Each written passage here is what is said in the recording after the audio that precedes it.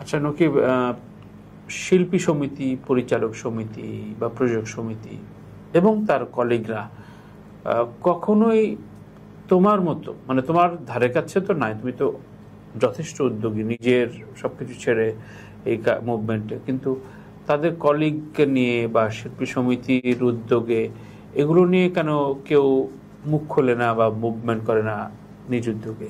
তোমার প্রশ্ন জাগে না? প্রশ্ন জাগে এবং উত্তর আমার জানা আছে।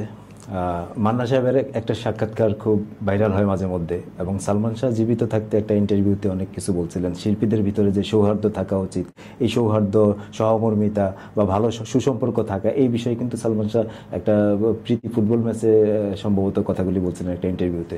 সেই ইন্টারভিউটাও চলে অনেক জায়গায় দেখি মাঝে মধ্যে। তো এবং মান্না সাহেবের কথাগুলো এখানে আসলে যতক্ষণ আপনি আলোচনায় আছেন ততক্ষণ আপনার আশেপাশে সবাই ছাতা ধরার লোক আছে। যখন আপনি নাই বা আপনার মানে অবস্থান ভালো না, তখন কিন্তু কেউ পাশে থাকে না। মানে এখানে সবাই স্বার্থের জন্য মিশে, স্বার্থের জন্য সম্পর্ক, সবকিছু স্বার্থকেন্দ্রিক। যার কারণে মানে আজকে ধরেন ইন্ডাস্ট্রিতে শাকিব খান খুব রমরমা অবস্থায় আছে, এক সময় যখন শাকিব খানের অবস্থা ভালো থাকবে না বা একটু গড়তে পড়বে, তখন কিন্তু সবাই উপর থেকে তাকে চাইপা ধরার চেষ্টা করবে। এমনটাই হয়, এমনটাই হয়ে আসছে যুগে যুগে। তো এইখানে আসলে মানে কেউ বন্ধু না আমার দৃষ্টিতে। আমি এদেরকে যতদিন যাবৎ চিনি, দেখি,